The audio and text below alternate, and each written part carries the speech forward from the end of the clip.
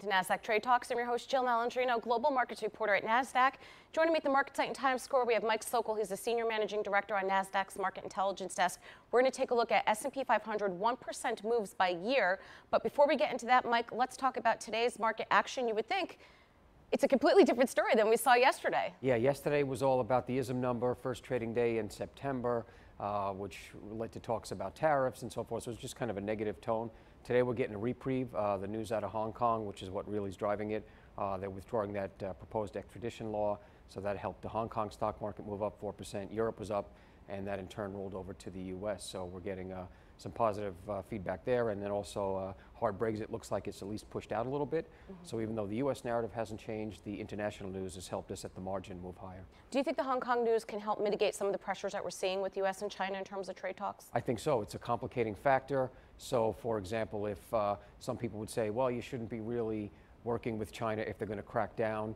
And so if that's off the table, that gives you another chance at the margin to work with them and hopefully get something going on trade. All right, let's take a look at our first chart here. This is S&P 500, 1% moves that we've seen by year. What's the significance of this chart? So a couple of different things. I mean, on a year-to-date basis, on the far right, you'll see we're not too far off of where we've been in the past. 2017 was abnormally low in terms of volatility, but 18 last year was about normal. So, you know, having some 1% moves is pretty healthy.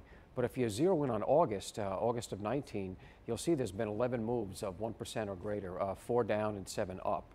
And that compares to none last August. So we did have volatility come back into the market. The problem with this August is that of those 4 downward moves in the blue, 3 of those were 2.5% down or greater.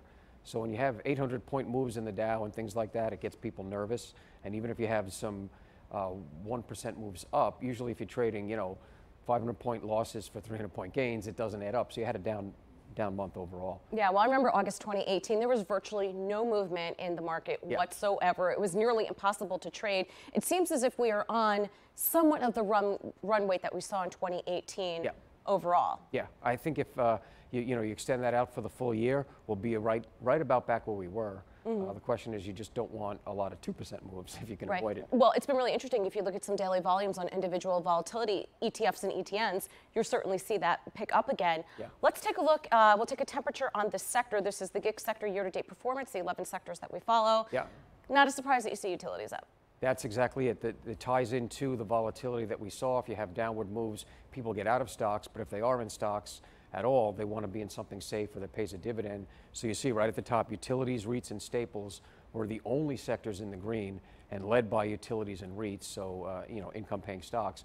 And down at the bottom, energy, crude was down a lot for the month, but also, for your financials, and even in the middle, technology, pretty much across the board. If you weren't in a safety area, you were down for the month. But technology, though, still the winner, 28% up year over year, probably a little bit more today. Yeah, it's been the winner since the election, really, and it's the driver for the market, and all your big cap stocks are there.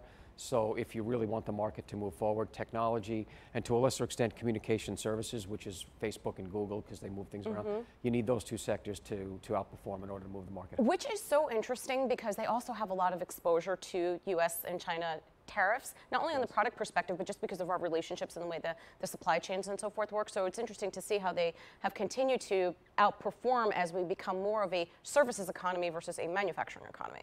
Totally. I mean, we're much more services focused, and so you just need those stocks to outperform in order for the market to outperform. All right. Well, let's see what next week brings. Thank you so much, Mike, for joining us as always. And thanks for joining me on Trade Talks. I'm Jill Malandrino, global markets reporter at Nasdaq.